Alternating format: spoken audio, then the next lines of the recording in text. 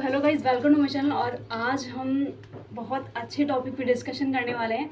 आज जो हमारा टॉपिक रहने वाला है वो एनसीईआरटी को लेके होने वाला है। और हम सभी को बहुत अच्छे से पता है कि एनसीईआरटी ना कभी कभी एक बर्डन सा हो जाता है, क्योंकि 6 to 12 पूरा का पूरा कवर करना आसान नहीं होता, ये सबको पता है।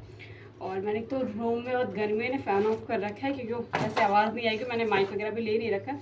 तो हम एनसीईआरटी के एक सोल्यूशन में बात करें। बुक का बंडल देख के समझ में आ रहा होगा कि एनसीईआरटी के बारे में डिस्कस करेंगे।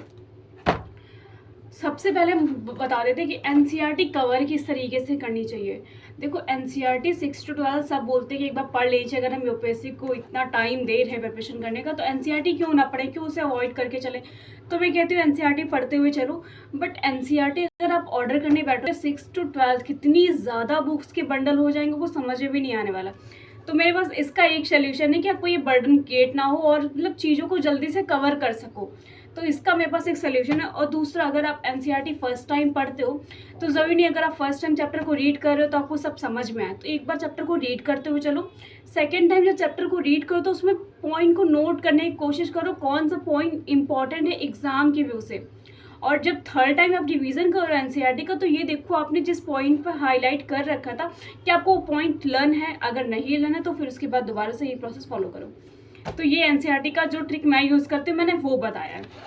अब हम एनसीईआरटी की बात करें तो मेरे पास ये बुक्स है जो ओशवाल की बुक्स है। इसमें इन्होंने क्या किया है, इनके ना बुक्स के दो टाइप से आते हैं। एक तो आती है जो 6 to 12 एनसीईआरटी होती है, और दूसरी जो आती है वो 9 to 12 की एनसीईआरटी आती है। अब देखो इनकी बुक्स में क्या क्या होता है, मैं ये चीज़ दिखा दूँ। आप जो बुक्स लोगे वो भी एनसीईआरटी की होती है, बट एक चीज़ मैं बता दूँ, जो एनसीईआरटी है वो स्कूल के लिए, वो हमारे यूपीएससी के लिए नहीं होती। जो उसमें यूपीएससी के लेवल की चीज़ें नहीं होती, बस वो पॉइंट ऑफ व्यू बहुत इंपॉर्टेंट था, क्योंकि उसमें बेसिक डिटेल्स बहुत ज़्यादा डीप दी होती है। और जिन्होंने उस बुक्स को लिख रखा होता है ना, वो एक्सपर्ट होते हैं। मगर वो एनसीईआरटी की जो बुक्स हैं वो यूपीएससी के लिए नहीं बनी। अगर यूपीएससी के लिए होती तो यूपीएससी में नोट किया जाता, मगर उसमें के जो पॉइंट है, जो सिलेबस का, जो हमारा यूपीएससी का सिलेबस है, उनमें कुछ ऐसे पॉइंट्स हैं जो यूपीएससी में, मतलब जो यूपीएससी के पॉइंट्स हैं वो बहुत अच्छे से कवर कर देती एनसीईआरटी। इसलिए एनसीईआरटी बहुत ज़्यादा इंपॉर्टेंट हो जाती है, क्योंकि उसमें जो बेसिक नॉलेज है वो बहुत ज़्यादा डीप मिल जाती है हमें। और तो इस चीज़ में बता दूँ तो एनसीईआरटी के जो बुक्स है वो एक बर्डन की तरह हो जाते हैं। उस हिसाब से सब कुछ वहाँ पे इंपॉर्टेंट नहीं होता, पर क्या इंपॉर्टेंट है ये समझना बहुत ज़रूरी होता है। तो अभी हम बुक्स की बात कर रहे थे, तो यहाँ पर देखो जो 9 to 12 बुक है और 6 to 12 बुक है। तो इसमें बता दूँ ये मेरे पास इंडियन पॉलिटी की बुक है, ठीक है।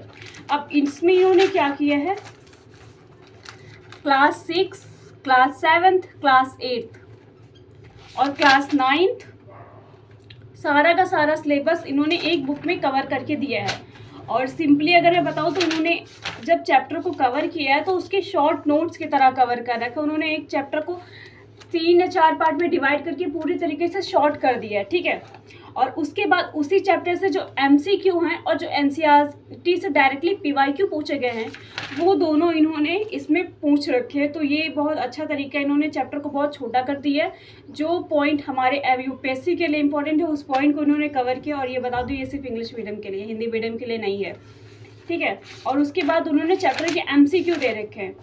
तो ये बहुत अच्छा और ये बहुत प्लस पॉइंट है, जो मुझे एक बुक में पूरी की पूरी इंडियन पॉलिटी की जितनी एनसीईआरटी है 6 to 12 वो सारी की सारी कवर हो जाती है। और ये अपडेट होती रहती है। यूपीएससी स्टैंडर्ड ओशवाल बुक्स का आपने बहुत ज़्यादा सीख भी रखा होगा, ये 2024 की है। तो मुझे इसलिए ये बुक्स काफ़ी अच्छी लगती है। और ये बुक्स आप देख लो मेरे पास सारी की सारी बुक्स हैं। और उसके साथ ये तो हो गया, चलो एनसीईआरटी हो गई। तो इसमें मेरे पास इंडियन पॉलिटी की है, इंडियन इकोनॉमी की है, और कौन सी है,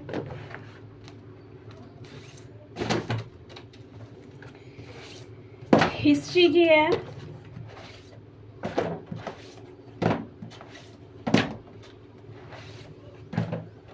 और ये बुक्स होगी। बट अभी बस याद कितनी बुक्स रखी, बाकी वहीं रखी होगी, ठीक है।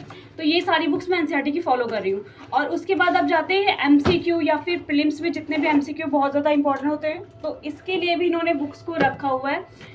और इन्होंने क्या किया कि पावर बैंक रखी हैं। जिसमें एक एक सब्जेक्ट के 1000+ MCQ है, इनकी PYQ की बुक्स आती हैं, ठीक है। ये जब MCQ दे रहे हैं तो 1000+ सब्जेक्ट वाइज दे रहे हैं, और साथ में ना इन्होंने एक्सप्लेनेशन बहुत अच्छे से दे रखा है। इन्होंने उसके पहले एक रिवीजन दे रखा है, फिर चैप्टर्स के थोड़ा सा मतलब एक जो चैप्टर वो क्लियर करने जा रहे हैं ना, उनके माइंड मैप हमें दे रखे हैं। तो ये चीज़ बहुत अच्छी कि जैसे कि उन्होंने चैप्टर को स्टार्ट किया है, अगर हिस्ट्री को स्टार्ट किया है तो एक बार उसका शॉर्ट रिवीजन और उसके जो माइंड मैप है वो हमें दे देते हैं, जिससे अगर किसी ने थोड़ा बहुत रिवीजन ना भी करा तो यहाँ से पढ़ के अपना रिवीजन क्लियर कर सकते हैं। उसके बाद जो MCQ दे रहे हैं ना, उसका भी ये डिटेल एक्सप्लेनेशन दे देते हैं।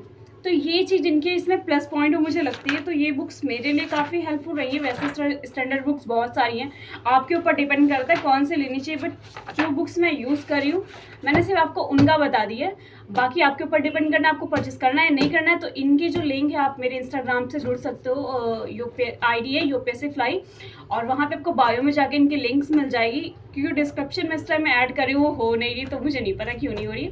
सो मैंने ये बता दिया, अब आपके ऊपर है। तो इनकी भी ना सब्जेक्ट वाइज ये MCQs हैं, ठीक है। तो ये भी मेरे पास बहुत सारे। उसके बाद इन्होंने मुझे CSAT की भी बुक्स है, ठीक है, वो भी इन्होंने हैं। और इसमें भी इन्होंने सेम चीज़ें फॉलो कर रखी है, जिसमें देखो एक तो PYQ दे देते हैं, फिर सॉल्व पेपर्स भी आते हैं। तो इसमें आपके पास डिपेंड करता है आपको जो चीज़ फॉलो करनी है वो करो। और उसके बाद मेरे पास एक और बुक्स है जो मैं ओशवाल की फॉलो कर रही हूँ, वो है करंट अफेयर इन्होंने पूरा का पूरा कवर करके मुझे दे रखा है। बाकी देखो चीज़ें सब वही प्रोवाइड करे, बस वही है कि नॉलेज के ऊपर डिपेंड कर रहा है कौन किस तरीके से दे रहा है। तो इन्होंने हेडिंग वाइज पूरा का पूरा करंट अफेयर को कवर कर रखा है। तो अगर आप चाहो, अगर आप स्टार्टिंग कर रहे हो UPSC की, तो आप इनकी बुक्स को फॉलो कर सकते हो। यहाँ से भी अपनी UPSC की तैयारी स्टार्ट कर सकते हो, और बहुत अच्छी तरीके से आपके बेसिक के टाइम में ये बहुत ज़्यादा हेल्प करेंगे। जो मैंने बताया कि NCERT इनकी बहुत हेल्पफुल है। फिर PYQ के लिए इनकी बुक्स बहुत अच्छी है। अगर मैंने मेन्स के लिए इनकी बुक्स ली तो मैं आपको ज़रूर बताऊंगी। तो अगर आपको इनकी बुक्स चाहिए, वो वीडियो अच्छी लगी तो लाइक शेयर कमेंट कर देना। और अगर बुक्स चाहिए तो आप मेरे इंस्टाग्राम ID से जुड़ जाना, बायो में लिंक है, वहाँ पर आपको मिल जाएगी। आप वहाँ से जाके डायरेक्टली अमेज़ॉन पे ऑर्डर कर सकते हो। ओके।